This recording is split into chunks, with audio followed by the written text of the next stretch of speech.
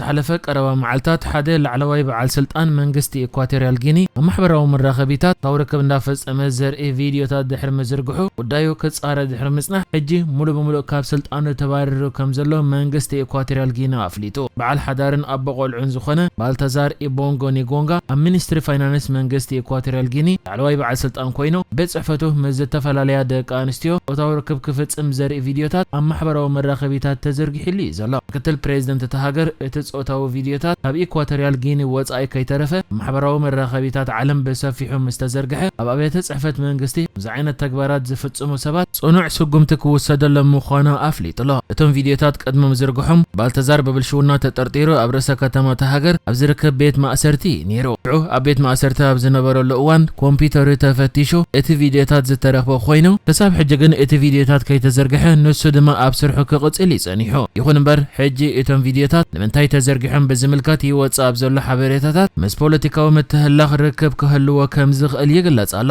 እቲ በዓል ስልጣን ምስ ፕሬዝደንት ተሃገር ቴዎዶር ኦቢያንጎ ኑጉማ ዘመድ እኳ እንተኾነ እቶም ቪድዮታት ምስ ተዘርግሑ ብፕሬዝደንት ዝፈረመ ደብዳቤ ካብ ስልጣኑ ተኣሊሉ እዚ ጉዳይ ከዓ ምስ ፖለቲካዊ ቁርቆስ ኣብ ተሃገር ርክብ ኣለዎ ዝበሃል ዘሎ ኣቦኡ ነዚ ጾታዊ ርክብ እንዳፈጸመ ብርክት ዝበለ ቪድዮታት ተዘርጊሕሉ ዘሎ ባልተዛር ኢባንጋኒጎጎ ነቲ ሃገር 45 ዓመታት ዝመርሓ ዘሎ ፕሬዝደንት ኢኳቶሪያል ጊኒ ብዕድመ እንዳደፍአ ኣብ ዝመጻሉ ዘሎ እዋን ክትኮ እዩ ዝብል ግምታት ስለዝጸንሐዩ ይኹን እምበር ወዱ ነቲ ፕሬዝደንት ምክትል ፕሬዝደንት ኮይኑ ንሱ ክትኮ ከም ዝደልውን ይግለጽ ካብዚ ፖለቲካዊ ቁርቆስ ዝተበገሰ ድማ ነቲ ቪድዮታት ከዝርግሕዎ ዝገበረ ዝበሃል ዘሎ በዚ ሕጂ ተዘርጊሑ ዘሎ ቪድዮታት ድማ ኣቦኡ ነዚ ኣብዚ ቪድዮታት ዝርአ በዓል ስልጣን ፕሬዝደንት ናይቲ ሃገር ክኸውን ዘለዎ ተኽእሎ ዘጽበብ ምዃኑ ይግለጽ ኣሎ ነቲ ምክትል ፕሬዝደንት ተሃገር ዝኾነ ወዱ ንፕሬዝደንት ድማ ኣቦኡ ተኪኡ ዘለዓለ ስልጣን ናይቲ ሃገር ንኽሕዝ ዘኽእሎ ዕድል ተፈጢሩሉ ከም ዘሎ ይግለጽ ኣሎ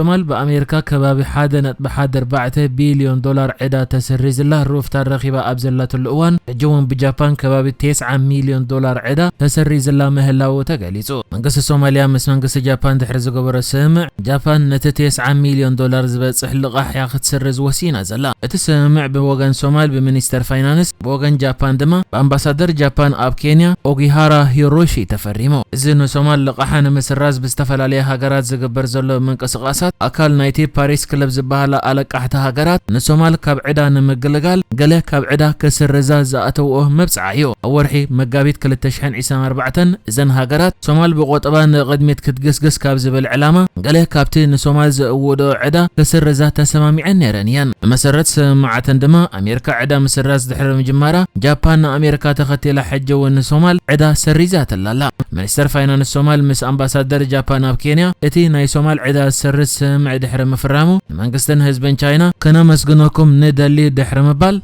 زي تبغوسو صومال قطبا نخعبن كابتي زلاتو كونتا دما نقدمت كتغسكسن زحجزا مخونه تزاريبو كم زفلت كم تقديم زتغلص امريكان صومال كبابي 1.4 بليون دولار عدا سريزات ليا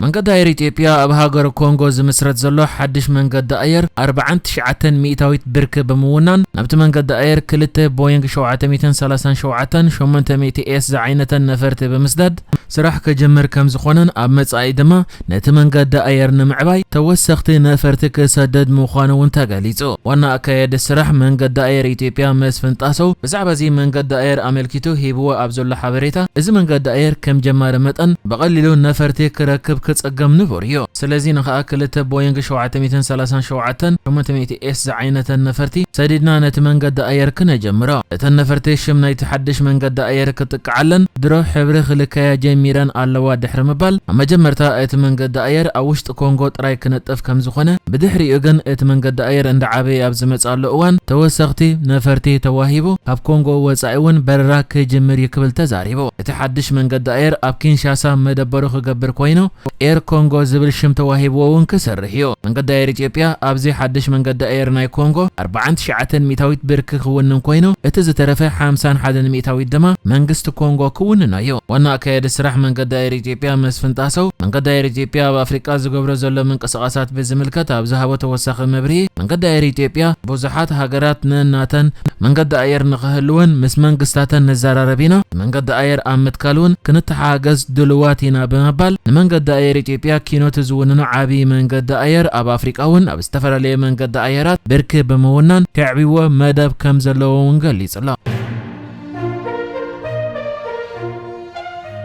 ኣብ ኣሜሪካ ምስቲ ተመሪጹ ዘሎ ሓድሽ ፕሬዚደንት ዶናልድ ትራምፕ ብዝተሓዝ ኤርትራ ምስ ኣሜሪካ ብሃናፂ ዝምድናታትን ምትሕግጋዝን ሓድሽ ምዕራፍ ከም ዝኽፈት ጽኑዕ እምነት ከም ዘለዋ ገሊጻ ዝነበረት ኮይና ሕጂ ድማ ሚኒስተር ዜና ኤርትራ የማነ ገብረ መስቀል ነቲ ትራምፕ ከም ምክትል ፕሬዚደንት ኮይኑ ክሰርሕ መሪጽዎ ዘሎ ጄዲ ቫንስ ዝሃቦ መግለጺ ብምድናቕ ብዙሓት ሃገራት ዝሰማምዓሉ መግለጺ እዩ ግን ከዓ ኣብ ግብሪ ክንሪኦ ኣለና ብምባል ገሊጽዎ። ምክትል ፕሬዚደንት ትራምፕ ጄዲ ቫንስ ሂብዎ ኣብ ዘሎ መግለጺ ነታ ሃገሩ ኣሜሪካ ናይ ወጻኢ ፖሊሲኣ ዝተኸተለቶ መርገፂ ዝነቐፈ ኮይኑ ነታ ኣሜሪካ ናይ ሰብኣዊ መሰላትን ዴሞክራስን ክብርታት ኣብ ልዕሊ ካልኦት ሃገራት ንመስፍሕፍሑ ዝተኸተለቶ ፖሊሲ ድማ ይነቒፉ። ንሱ ኣብ ዘረብኡ ምዚ ወላ ሓንቲ ርክብ ክገብራ ዘይደልያ ሃገራት ናይ ሞራላውነት ኣስተምህሮ ናይ ምሃብ ናይ ወጻኢ ፖሊሲና ሃኒፅና ዘለና ብምባል ተዛሪቡ። ሚኒስትር ዜና ኤርትራ የማነ ገብረ መስቀል ድማ ነዚ ናይ ጄዲ ቫንስ መግለጺ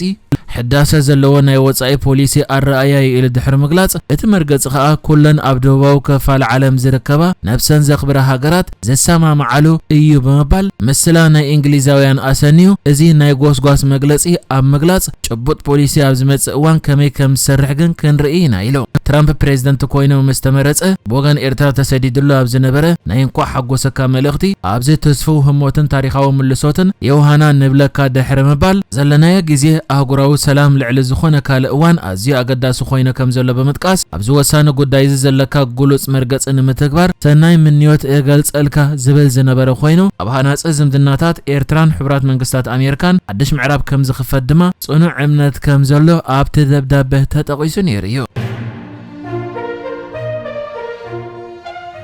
ፕሬዚደንት ሕቡራት መንግስታት ኣሜሪካ ጆ ባይደን ናብቲ ኣብ ምርጫ ዝተዓወተ ዶናልድ ትራምፕ ደው ኢሉ የውሃንኡ ከም ዝገለጸሎ ኣፍሊጡ። ድሕሪ ዓወት ትራምፕ ኣብ ዋይት ሃውስ ንጋዜጠኛታት ኣብ ዝሃቦ መግለጺ ባይደን ምምሕዳሩ ብሰላማዊ መንገዲ ስልጣን ናብቲ ዝመጽእ ምምሕዳር ንምርካብ ክሰርሕ ምዃኑ ገሊጹ ኣሎ። ክሳብ እቲ ናይ ምስጋር ዕለት ዝኾነ ዕለት 20 ጥሪ ብወግዒ ዝፍጸም ግን ከም ፕሬዚደንት ሓላፍነተይ ክፍጽም እየ ክብል ተዛሪቡ። ሃገር ነዚ ወይ ነቲ ክትመርጽ ትኽእል እያ እቲ ሃገር ዝሓረየቶ ንቕበሎ ዝበለ ባይደን ገለ ዓወት እዩ ንገሊኡ ድማ ስዕረት እዩ ኢሉ። ምስዓርካ ጥራይ ንሃገርካ ክትፍቅር ኣይከኣልን እዩ ንጎረቤትካ ተፍቅሮ ክትሰማማዕ ከለኻ ጥራይ ኣይኮነን። ስርዓተ ምርጫ ኣሜሪካ ቁኑዕ ርትዓውን ጉሉጽን እዩ ክእመን ዝኽእል ድማ እዩ ሰዓር ተሰዓር ክብል ንንጽህና እቲ ምርጫ ተኸላኺሉ። ንሰብ መዚ ምርጫ ዘመስገነ ባይደን ዝግብኦም ክብሪ ናብ ንቡር ክምለስ ተማሕፂኑሎ። ኣብ ምርጫ ምጥፍፋእ ከም ዝፍጸም ክገልጽ ዝጸንሐ ትራምፕ ነቶም ሰብ መዚ ዕላማ ክገበር ምጽንሑ ይፍለጥ። ምክትሉ ካማላ ሃሪስ ንዘካየደቶ ኣርኣያ ዝኾነ ጓስጓስ እውን ብምንኣድ ድሕሪ ስዕረታ ከም ዘዘራረባ ባይደን ጠቒሱ ንደገፍቲ ሰልፉ ኣብ ዘመሓላለፎ መልእኽቲ ድማ